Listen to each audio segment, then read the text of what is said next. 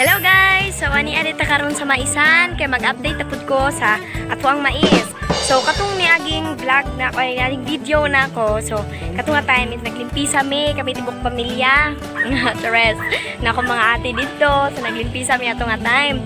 O, makitaan po ninyo dito nga gamay pa kayo mong mais ato, mga taga hawak pa. Mga taga tuhod pa siguro tong mais ato. And kuan pa to ko tong adlaw to nagimpisa mi is September 27, Sunday. Sunday sa hapon. And then karon October 7, 2020. So Wednesday tayo karon guys. So makita ninyo ang kabaguhan sa mais. Char, level up na dyan ang mais. Sana all mo level up mang high. Tanawa ra mas putot pa ko sa mais. Tanawa. Bad news na to guys. Giulod ang kaning dahon. So, kailangan ni siya kusprihan. So, hinaot unta nga. Dili unta mukalat ning worm.